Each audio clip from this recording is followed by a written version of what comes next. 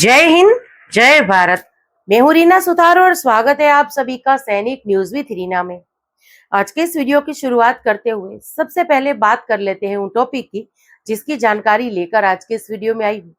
देखिए, आज सबसे पहले बात होगी 13 और 14 मई की मीटिंग्स के बारे में जो 8वें वेतन आयोग को लेकर थी। इसकी सारी अपडेट सब हमारे सामने आ चुकी है, तो आज के इस वीडियो में इससे जुड़ी हुई कुछ जानकारी शेयर करूंगी।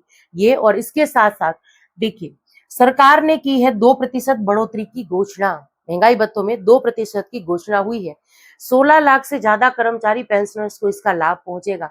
आज के इस वीडियो में विस्तार से बात इसके बारे में। ये और इसके साथ साथ कुछ कमेंट्स मैंने शामिल किए हैं जिनके माध्यम से हमारे पेंशनर्स और फैमिली पेंशनर्स ने अपनी पेंशन संबंधी समस्याओं को शेयर किया है।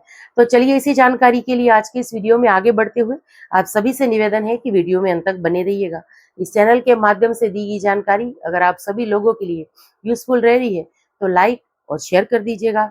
चैनल से जुड़ने के लिए आप चाहें तो चैनल को ज्वाइन कर सकते हैं, लेकिन सब्सक्राइब नहीं किया है तो जल्दी से पहले चैनल को सब्सक्राइब करके नोटिफिकेशन ऑन कर दीजिए और इस वीडियो को हाइप जरूर से करिएगा। तो चलिए, इसी के साथ आज के इस वीडियो की शुरुआत करते हुए सबसे पहले हम बात करते हैं 13 और 14 तारीख को, यानी 13 मई और 14 मई को 8 सीपीसी पर जो दो बड़ी मीटिंग्स हुई है उसके बारे में। देखिए, 8वें वेतन आयोग की 13 और 14 मई को दिल्ली में हुई बैठक का ये अपडेट है। 8वें वेतन आयोग ने रक्षा और रेलवे यूनियनों के साथ बातचीत शुरू कर दी है। इसमें देखिए, सबसे पहली जानकारी यहाँ ये निकल कर आ रही है कि 8वें केंद्रीय वेतन आयोग की दिल्ली में रक्षा और रेलवे यूनियनों से मुलाकात हुई। तो इसमें देखिए 13 और 14 मई की ये मीटिंग थी और जैसे में इसमें इससे संबंधित संस्थानों, संगठनों, यूनियनों और संघों के साथ बैठक हो रही है और इसी के संदर्भ में ये बैठक जो है 13 और 14 तारीख को हुई थी। यानी 14 को भी ये बैठक जो है वो चालू रही थी। अब 8वें वेतन आयोग की बैठकें क्यों महत्वपूर्ण है इसके बारे में यहाँ क्या लिखा हुआ है। देखिए, 8वें वेतन आयोग ने हितधारकों से परामर्श शुरू कर दिया है। आयोग रक्षा बलों और रेलवे के प्रतिनिधियों के साथ बातचीत कर रहा है। वेतन और पेंशन संबंधी सिफारिशों को अंतिम रूप देने से पहले की प्रक्रिया में ये चर्चाएं शामिल हैं। वेतन, पेंशन, भत्ते और सेवा शर्तों से संबंधित मुद्दों पर चर्चा होने की उम्मीद है। यानी यहाँ साफ लिखा है कि पेंशन से संबंधित जो मुद्दे हैं उसके बारे में भी जो चर्चाएं हो रही है।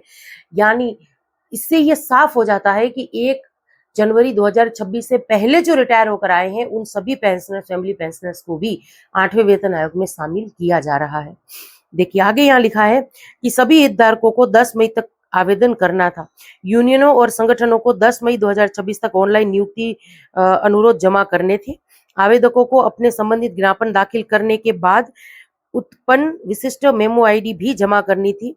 बैठक का स्थान और समय अलग से सूचित किया गया था। कुछ इस तरीके से जो है इस मीटिंग की जानकारी निकल कर आ रही है। इसमें आगे लिखा है कि सरकार ने आयोग से संदर्भ शर्तों यानी टर्म ऑफ रेफरेंस के जारी होने के 18 महीनों के भीतर अपनी रिपोर्ट प्रस्तुत करने के लिए कहा है। रिपोर्ट प्रस्तुत करने में देरी होने की स्थिति में आयोग एक अंतरिम रिपोर्ट भी प्रस्तुत कर सकता है। कर्मचारी और पेंशन भोगी वेतन और पेंशन में संभावित संशोधनों पर बारीकी से नजर रख रहे हैं।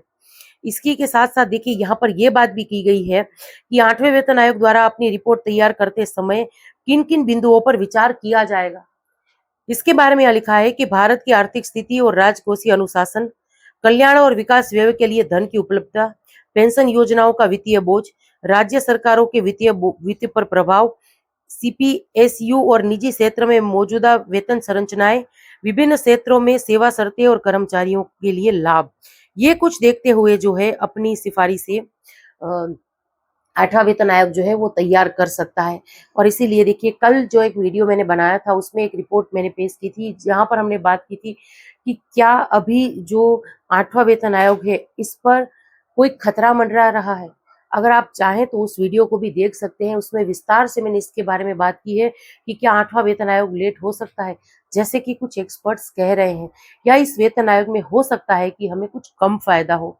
इन सारी चीजों को देखते हुए, क्योंकि अभी आने वाले दिनों में कुछ ऐसी चीजें हैं जो हमारे सामने भी आएगी, जैसे कि पेट्रोल डीजल के दाम बढ़ रहे हैं, केंद्र सरकार पर आर्थिक दबाव बढ़ रहा है, डॉलर लगातार मजबूत होता जा रहा है। तो ये ऐसी चीजें हैं जो इन सभी पर प्रभाव जरूर से डालेगी। तो इसके लिए हमें क्या करना है, माननीय प्रधानमंत्री जी ने जो अपील की है कि सबसे जरूरी सोना, डीजल और पेट्रोल, इसकी खरीद पर हमें सावधानी बरतनी है। तो इस पर हमें जरूर से ध्यान देना चाहिए। चलिए इसी के साथ वीडियो में आगे बढ़ते हुए बात करती हूँ। राज्य सरकार ने की 2% बढ़ोतरी की घोषणा। 16 लाख से ज्यादा कर्मचारियों और पेंशनर्स को इसका लाभ पहुंचेगा। देखिए, तमिलनाडु सरकार ने अपने राज्य के कर्मचारी और पेंशनर्स के लिए राज्य के कर्मचारी के लिए 2% महंगाई भत्तों की घोषणा कर दी है।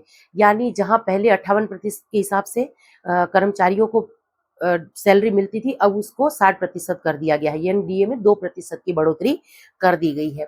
तो ये अच्छी खबर है। और इसके साथ साथ देखिए, हमारे देश के अन्य राज्य भी केंद्र सरकार की तर्ज पर 2% की बढ़ोतरी की घोषणा कर सकते हैं, जिसमें हो सकता है कि बिहार के जो कर्मचारी हैं उनको ये गुड न्यूज देखने के लिए मिले। इससे जुड़ी हुई कोई भी अपडेट होगी आने वाले दिनों में मैं जरूर से शेयर कर दूंगी। अब वीडियो में आगे बढ़ते हुए कुछ कमेंट्स देख लेते हैं। देखिए, एक लिख रहे हैं कि जय हिंद मैम, मैं 2021 में पेंशन आया हूँ 17 साल सर्विस करके। मुझे एमएससीपी नहीं मिला है। मेरे साथ वाले एमएससीपी पेंशन जाने के बाद मिल गया है। मुझे कैसे मिलेगा ये बता दीजिए। देखिए, कई सारे केस में ऐसा होता है कि जहाँ जो पेंशनर्स हैं वो रिटायर होकर आते हैं, फिर भी उनको एमएससीपी नहीं दी जाती जो उनका हक होता है। अभी 2020 का ही ऐसा मामला मैंने एक शेयर किया था। जो हवलदार रैंक से रिटायर थे, उनकी सर्विस 24 साल कंप्लीट थी और उनको नायब सूबेदार की जो है एमएससीपी मिलनी चाहिए थी, लेकिन नहीं मिली थी। जब उन्होंने ऑनरी रैंक की पेंशन के लिए कंप्लेन की तो ये सारी गड़बड़ी जो है रिकॉर्ड के ध्यान में आई और ऑनरी नायब सूबेदार नहीं बल्कि नायब सूबेदार का पार्ट 2 ऑर्डर हुआ और उनकी नायब सूबेदार के हिसाब से जो बड़ी हुई बेसिक वगैरह जो है उसके खातों में आने लगी। एरियस वगैरह भी जो है वो मिल गया। तो आप भी क्या कर सकते हैं, जल्दी से सीपी ग्राम के थ्रू कंप्लेन दर्ज करा दीजिए। अगर आपको एमएससीपी लागू है तो जरूर से मिलेगी। मैं यहाँ पर अगर इसलिए बोल रही हूँ क्योंकि हो सकता है कि अगर कोई ऐसे पेंशनर्स हैं जिनको रेड इंक एंट्री हो, कोई सीरियस पनिशमेंट मिली हो, यानी एमएससीपी ना मिलने के जो कुछ नियम है, अगर ऐसा कुछ होता है तो एमएससीपी नहीं मिलती है। तो इस बारे में ध्यान रखने की जरूरत होती है। जो भी रिप्लाई होगा आपको रिकॉर्ड से जरूर से मिल जाएगा। चलिए, अगला ये कमेंट है।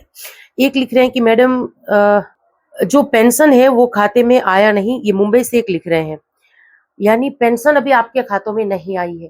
तो आप सीपी ग्राम में इसके लिए कंप्लेन दर्ज करा सकते हैं। अगर बैंक से भी आपकी पेंशन आ रही है तो भी सीपी ग्राम का ऑप्शन आपके लिए है। सीपी ग्राम में ये ऑप्शन होता है कि आप बैंक के लिए भी जो है कंप्लेन करा सकते हैं। तो जल्दी से आप कंप्लेन दर्ज करा दीजिए। चलिए, सबसे आखिर में ये कमेंट है। एक लिख रहे हैं कि ma'am DAC second pension condition supreme court का जजमेंट कब तक इम्प्लीमेंट होगा, जरा इसके बारे में वीडियो में जानकारी जरूर से दीजिएगा। देखिए सर, लगातार मैं इसके बारे में बात करती रहती हूँ। इससे पहले भी मैं वीडियो में इस पॉइंट को शामिल कर चुकी हूँ कि अभी भी किसी भी डीएससी से रिटायर पेंशनर्स जिनका केस वगैरह चला था उनको नया पीपीओ बनकर आना है, लेकिन अभी तक नहीं आया है। जैसे ये पीपीओ बनकर आने लगेंगे, हमें जानकारी मिल जाएगी तो वीडियो में हम उसके बारे में अपडेट जो है देते रहेंगे। आप एक काम कर सकते हैं, हम डीएससी रिकॉर्ड से सीधा फोन कर भी इसकी जो है जानकारी ले सकते हैं, या हमारे जो एडवोकेट सर हैं मैं उससे इनके बारे में बात करके भी जो है जानकारी शेयर जरूर से कर दूंगी। पर आज तक के लिए यही जानकारी थी जिसको लेकर वीडियो में आई थी। ये जानकारी आप सब लोगों को कैसे लगी कमेंट्स के माध्यम से जरूर से शेयर करिएगा। इसी के साथ आज के इस वीडियो से विदा लेती हूँ। जय हिंद।